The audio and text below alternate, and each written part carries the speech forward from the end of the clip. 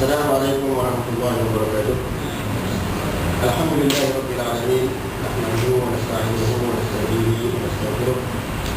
Wa na'udzu billahi min shururi anfusina wa min sayyiati a'malina. May yahdihillahu fala mudilla lahu wa may yudlilhu falan tajida lahu waliyyan mursyida. Asyhadu an la ilaha illallah wahdahu la syarika lahu wa asyhadu anna sayyidina Muhammadan 'abduhu wa rasuluh. Allahumma shalli wa sallim wa barik ala hadzal nabiyil karim Muhammadin wa ala alihi wa ashabihi wa man ittaba bi hadihi wa istana bi sunnatihi wa jahada bi jihadihi ila yaumil din. Amma ba'd. Allahumma ja'alna ma'ana hadza jam'an marhuma wa farqana min ba'dihi tafarruqan masuma wa la taj'al fina syaqiyan wa la mahruman wa la mahjuban ya arhamar rahimin. Yang hormati pengurusi dan ahli terkuasa seluruh Islam, terusnya muslimin dan muslimat sekalian. Kita panjatkan tinggi-tinggi kesyukuran kepada Allah SWT yang memberikan kepada kita sekali kali dan untuk buat beberapa kali dan peluang dan terus diberikan peluang untuk sama-sama kita berkumpul pada malam yang berbahagia ini. Kita ikhlaskan niat kehadiran kita di sini untuk Allah SWT akan menerima dan amal-amal yang kita lakukan, dan untuk kebahagiaan kita di dunia, dan yang lebih penting daripada itu untuk kebahagiaan kita di akhirat kelak. Dan tujuan manusia duduk dekat dunia ini sebenarnya adalah merupakan satu transit dan ataupun usaha, dan untuk kita mengumpulkan segala apa yang kita boleh kumpulkan daripada amal-amal soleh untuk kita mencapai kehidupan yang kekal, dan juga yang lebih mulia bila kita mati bertemu dengan Allah SWT. Muslimin muslimat sekalian, insyaAllah pada malam ini kita akan sambung pengajian kita berkenaan tentang sejarah Sayyidina Osman radhiyallahu anhu, yang salah seorang daripada 4 khulafa ar-rasyidin, dan kita sebenarnya sudah berada di hujung-hujung kisah Sayyidina Osman. Di hujung-hujung kisah Sayyidina Osman. Jadi di hujung kisah Sayyidina Osman radhiyallahu anhu yang memerintah selama menjadi khalifah selama lebih kurang 12 tahun. Di hujung-hujung kisah Sayyidina Osman ini, sebenarnya ada satu kisah berkenaan tentang seorang lelaki yang bernama Abdullah bin Sabah. Abdullah bin Sabah, seorang Yahudi yang merupakan pengasas kepada satu gerakan yang dikenali dalam sejarah sebagai gerakan Sabaiyah. Gerakan Sabaiyah. Macam ni nama perempuan. Tapi dia Sabaiyah. Dia bukan nama perempuan. Ini gerakan Abdullah bin Sabah. Gerakan Abdullah bin Sabah. Apa pentingnya untuk kita melihat gerakan Abdullah bin Sabah? Apa kepentingan untuk kita mengkaji gerakan Abdullah bin Sabah? Gerakan Abdullah bin Sabah adalah merupakan satu kesinambungan daripada ciri-ciri kedengkian orang-orang Yahudi terhadap orang Islam. Dia orang Yahudi yang bermula-mula masuk dalam agama Islam. Seperti mana yang kita tahu, Yahudi dia tak sama macam bangsa-bangsa lain. Kita kena anggap Yahudi ni sebagai satu bangsa yang cukup istimewa. Kerana apa? Kerana ada sifat-sifat yang ada pada orang Yahudi yang tidak ada pada bangsa-bangsa yang lain.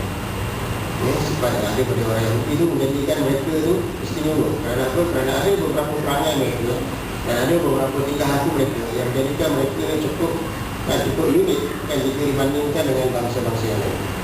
Keunikan ini kita boleh tengok daripada beberapa peristiwa. Contohnya ketika mana Rasulullah SAW berjumpa dengan golongan daripada Yasrib dalam peristiwa hijrah. Sebelum daripada peristiwa hijrah, dalam peristiwa Bai'ah Aqabah, 6 orang ataupun beberapa orang, tak pasti mana satu sama ada Bai'ah Aqabah pertama atau Bai'ah Aqabah yang kedua, di mana orang-orang Yasrib, orang-orang Madinah datang bertemu Rasulullah SAW ketika mana Rasulullah berada di Mekah. Mereka bertemu dan menawarkan diri mereka dan juga menawarkan Madinah sebagai satu tempat untuk Rasulullah mengembangkan Islam. Menawarkan Madinah sebagai satu pusat untuk Rasulullah SAW jadikan tapak kepada Islam, telah mana Mekah didapati tidak sesuai untuk dijadikan tapak kepada Islam. Lalu Rasulullah bertanya kepada mereka beberapa persoalan. Soalan yang ditanya oleh Rasulullah SAW kepada mereka di antaranya adalah afikumul Yahud. Adakah di kalangan kamu ada orang-orang Yahudi? Adakah di kalangan kamu ada orang-orang Yahudi? Orang Yahudi dia tak duduk dekat tempat lain kecuali di Madinah. Sebenarnya tanah Arab yang begitu besar, tidak ada orang Yahudi kecuali di Madinah dan di pinggir Madinah. Di Madinah sendiri pada masa itu ada 3 kelompok Yahudi yang besar. Ada Bani Nadir, dan ada Yahudi Bani Qainuqa, kemudian ada Yahudi Bani Quraidah. Kemudian Yahudi di luar Madinah, dan ada satu Yahudi yang digelar sebagai Yahudi Bani Khaybar. Jadi ini Yahudi yang duduk di Madinah. Rasulullah bertanya kepada golongan ataupun rombongan daripada Yasrib, menunjukkan bahawa ada sesuatu yang spesial tentang Yahudi. Ada sesuatu yang istimewa tentang Yahudi. Bila Rasulullah sampai di Madinah, dilakukan perjanjian dengan seluruh manusia yang duduk di situ, termasuklah orang-orang Yahudi. Ada beberapa perjanjian yang Rasulullah SAW khususkan untuk orang-orang Yahudi. Kemudian Yahudi daripada satu hari ke satu hari, satu demi satu kaum Yahudi ini mengkhianati perjanjian tersebut. Dan isi kandungan perjanjian tersebut adalah mereka tidak boleh melakukan pengkhianatan ke atas Rasulullah dan ke atas orang-orang Islam. Tetapi ternyata dalam kisah Bani Nadir, dalam kisah Bani Nadir, ketika mana Rasulullah pergi ke perkampungan Bani Nadir, dan Rasulullah bersandar di dinding rumah salah seorang daripada mereka naik ke atas, kemudian cuba untuk mencampakkan batu untuk membunuh Rasulullah.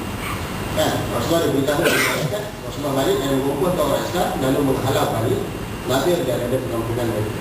Dan ini semua kisah ini ada dalam surah Al-Hasr. Diceritakan oleh Allah SWT secara penuh dalam surah Al-Hasr. Jadi kita boleh tengok dalam surah Al-Hasr.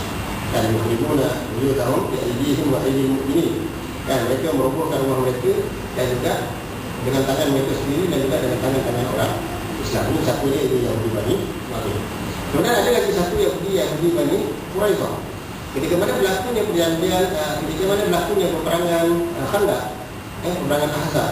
Dinamakan perang Ahzab kerana itu adalah merupakan satunya perang yang pertama yang merupakan perang gabungan di antara bangsa-bangsa di antara beberapa kabilah Arab dan orang-orang Yahudi di dalam Madinah, iaitu Yahudi Bani Quraidah. Apabila perang Ahzab berakhir dengan kemenangan kepada orang Islam,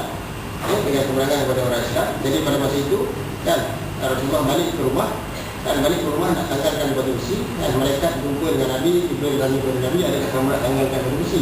Rasulullah kata ya. Lalu mereka kata kami tak tanggalkan lagi. Lalu Rasulullah tahu bahawa ada isyarat supaya mereka memerangi, maksudnya perang tak habis.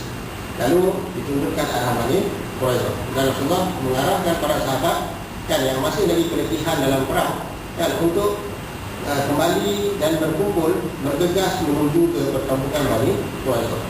Sehingga Rasulullah SAW bersabda dalam memberikan satu arahan kepada mereka, la yusalliyanna ahadakumul asra illa fi Bani Quraidah. Jangan ada seorang pun daripada kamu yang sembahyang asar kecuali di perkampungan Bani Quraidah. Maknanya segera berjalan sehingga kamu sempat sampai di situ masih lagi dalam waktu asar. La yusalliyanna ahadakumul asra illa fi Bani Quraidah. Jangan ada seorang pun daripada kamu yang solat asar kecuali di perkampungan Bani Quraidah. Bani Quraidah kemudiannya dihalau oleh Rasulullah SAW. Dibunuh. Kemudian begitu juga Bani Qainuqa. Bani Qainuqa ketika mana seorang perempuan muslimah, seorang sahabiah pergi ke pasar Bani Qainuqa dan membeli belah dan seumpamanya, kemudian diaitkan di pasar tersebut. Seorang muslim membelanya dan membunuh Yahudi bunuh di balik dan seumpamanya, sehingga Rasulullah mengumpulkan para sahabat, mengumpulkan tentera muslimin lalu menghalau Bani Qainuqa. Kemudian pada tahun ke-7 Hijrah berlaku perang Khaybar.